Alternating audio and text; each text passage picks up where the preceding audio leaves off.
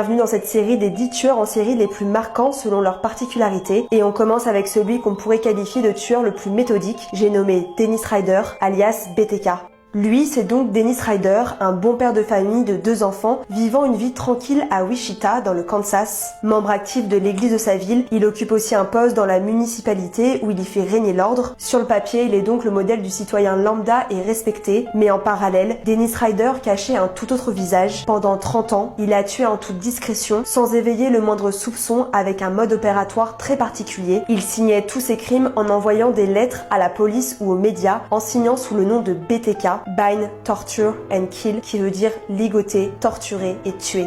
Donc de 1974 à 1991, Dennis Rader a tué au total 10 personnes. Il choisissait ses victimes avec une minutie extrême. Il les observait pendant plusieurs jours, prenait des notes détaillées, dessinait des plans d'action et préparait chacun de ses crimes comme une véritable opération militaire. Il donnait même des noms de code à chacun de ses projets criminels. Une fois que son plan était bien ficelé, il passait à l'action en ligotant, torturant et tuant toutes ses victimes, à chaque fois dans le même ordre. Après ça, il emportait toujours des objets personnels de chacune de ses victimes pour, une fois chez lui, revivre encore et encore les meurtres. Concernant sa psychologie, il était obsédé par le contrôle total. Il avait besoin de dominer ses victimes et de les voir souffrir sous son pouvoir, mais ce qui est encore plus glaçant, c'est qu'il cherchait à être connu. Il voulait la gloire, l'attention et la reconnaissance, et c'est pour ça que tout au long de sa carrière criminelle, il a communiqué avec les médias et la police en envoyant des lettres, en envoyant des poèmes ou même encore des photos de ses victimes. En quelque sorte, il jouait un peu au chat et à la souris avec la police en les menant sur de fausses pistes sans jamais se faire capturer. Pendant 30 ans, personne ne l'a arrêté. Mais jusqu'en 2004, alors qu'il avait cessé de tuer depuis 13 ans, BTK a envoyé une disquette à la police. Lui, il était persuadé que l'anonymat était assuré, mais ce qu'il savait pas, c'est que la police a réussi à retracer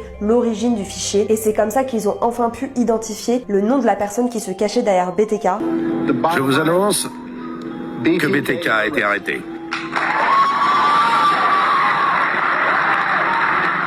Après l'avoir arrêté, Dennis Rader a été placé en garde à vue et il a avoué tous ses meurtres en les décrivant sans aucune émotion.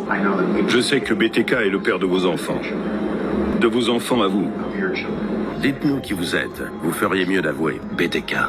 Vous êtes BTK. Il a ensuite été condamné à la prison à vie sans aucune possibilité de libération. BTK est donc l'exemple parfait du tueur méthodique, organisé et patient. Il a prouvé qu'un monstre peut parfaitement se cacher derrière la vie d'un homme ordinaire, mais son obsession du contrôle et son orgueil auront causé sa perte. D'ailleurs, le masque que s'est construit Dennis Rader pour tuer sans laisser aucune trace est le même que celui du prochain tueur en série qu'on verra dans le 2e épisode et qui se classe parmi les tueurs les plus insoupçonnables.